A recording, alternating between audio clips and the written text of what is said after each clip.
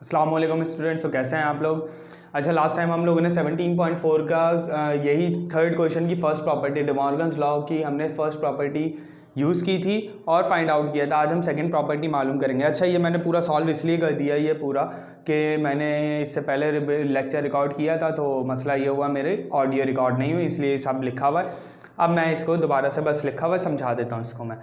तो अच्छा, हमारे पास सेकंड प्रॉपर्टी क्या है कि ए का इंटरसेक्शन करवाना है बी के साथ और उसका होल कॉम्प्लीमेंट लेना है। सही, वो किसके बराबर आना चाहिए कि ए का कॉम्प्लीमेंट करवाना है और बी का कॉम्प्लीमेंट करवाना है, दोनों का यूनियन लेना है।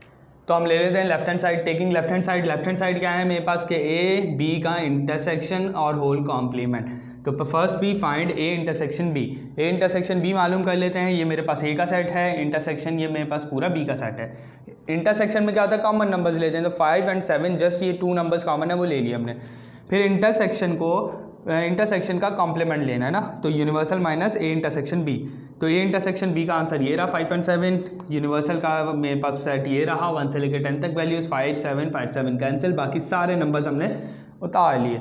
अच्छा, आपने देखा कि ए और बी में 5 और 7 नंबर्स कॉमन है। तो जब आपके पास दो सेट्स ऐसे आ जाए जिसमें कुछ ना कुछ एक नंबर कॉमन हो या एक नंबर से ज़्यादा भी हो सकता है, तो जब भी कॉमन नंबर्स आ जाएं तो आप समझ जाएं कि अब आपके पास वो जो सेट है वो ओवरलैपिंग सेट्स हैं। तो इसका मतलब है A and B overlapping set है, इसलिए मैंने दोनों सर्कल्स को ओवरलैप करके बना लिया। और ये मेरा रेक्टेंगल यूनिवर्सल का। अब देखिए, मैंने जो कॉमन नंबर थे वो यहाँ उतार लिए, जो कॉमन नंबर ए में नहीं थे, मतलब बी और ए में दोनों में नहीं थे, वो यहाँ ए और बी में उतार लिए। ए के नंबर्स जो बी में कॉमन नहीं थे वो यहाँ, जो बी में नंबर्स ए में कॉमन नहीं थे वो यहाँ, और जो ए और बी में कॉमन नंबर्स थे वो कॉमन नंबर। बाकी उसके अलावा जितने नंबर्स यूनिवर्सल के बचे 2 4 10 वो यहाँ उतार लिया। अब देखें हमें किस किस में कलर करना है। 1 2 3 4 5 नहीं है, 6 7 नहीं है, 8 9 10। 1 2 3 4 5 नहीं है, 6 7 नहीं है, 8 9 10। मतलब इन दोनों में नहीं करना, बाकी पूरे में करना है। मैंने पूरा शेड कर दिया सिर्फ ये कॉमन पार्ट को छोड़ के। ठीक, अब इसका मतलब है ये जो मेरे पास ए कॉम्प्लीमेंट और बी कॉम्प्लीमेंट के यूनियन की जो वेन डायग्राम है वो भी बिल्कुल सेम ऐसे ही बननी चाहिए, वो देख लेते हैं हम।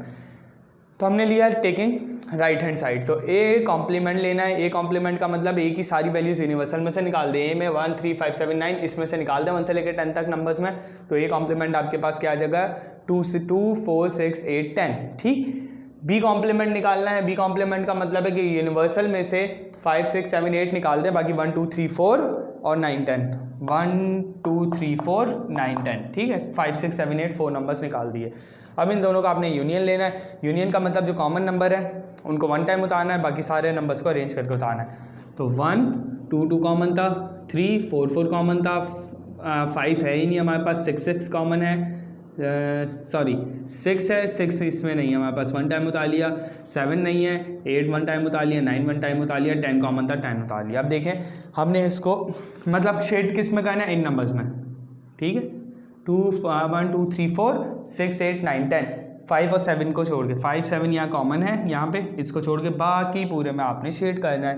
तो आपको समझ आया कि आपके पास राइट हैंड साइड और लेफ्ट हैंड साइड दोनों के डायग्राम सेम है। इसका मतलब है आपने डे मॉर्गन लॉ को प्रूफ कर दिया, सेकंड लॉ वाला। तो फर्स्ट लॉ इससे पहले वाले लेक्चर में हम प्रूफ कर चुके थे, ये सेकंड लॉ भी आपने प्रूफ कर दिया। इंशाल्लाह नेक्स्ट लेक्चर में स्टूडेंट्स हम 17.4 का क्वेश्चन नंबर 4 करेंगे।